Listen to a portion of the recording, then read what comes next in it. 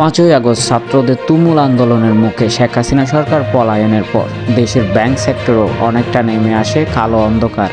ঋণে জর্জরিত ব্যাংকগুলো সেই খবর প্রকাশ্য আসতেই বাংলাদেশ ব্যাংক বলে ওঠে 10টা ব্যাংক দেউলিয়ার পথে। সেই সাথে ছাড়িয়ে যায় ঋণ খেলাপিও। এই সব কিছু দেখে জনগণ আস্থা হারায় ব্যাংকের প্রতি, টাকা তুলতে শুরু করে ব্যাংকের বিভিন্ন শাখা থেকে। এমন অবস্থায় তীব্র তারল্য সংকটে পড়ে দেশের অনেকগুলো ব্যাংক। কিন্তু খুশির খবর হচ্ছে এই তুমুল সংকটের মধ্যেও বেশ কিছু ব্যাংক আছে মুনাফা বৃদ্ধির তালিকায়।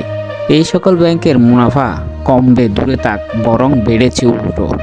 তাই তো এই সকল ব্যাংক পুঁজিবাজারের তালিকাভুক্ত ব্যাংকগুলোর মধ্যে শক্ত অবস্থানে অবস্থান করছে।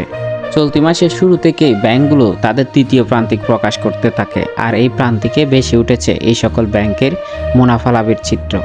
ব্যাংকগুলো হলো Shahjalal Islami bank, NCC bank, Uttara bank, one bank, prime bank, NRBC bank, city bank, BRAC bank, mercantile bank, mutual trust bank, Jamuna bank, PSC bank, Pubali bank, Rupali bank trust এবং ইউসিবি ব্যাংক।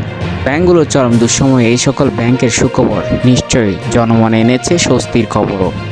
নগদ টাকা ধরে রাখার যে প্রবণতা দেখা গিয়েছে এই সকল ব্যাংকে মুনাফা বৃদ্ধির মাধ্যমে বোঝা গিয়েছে এই সকল ব্যাংকের প্রতি এখনো মানুষের আস্থা অবিচল।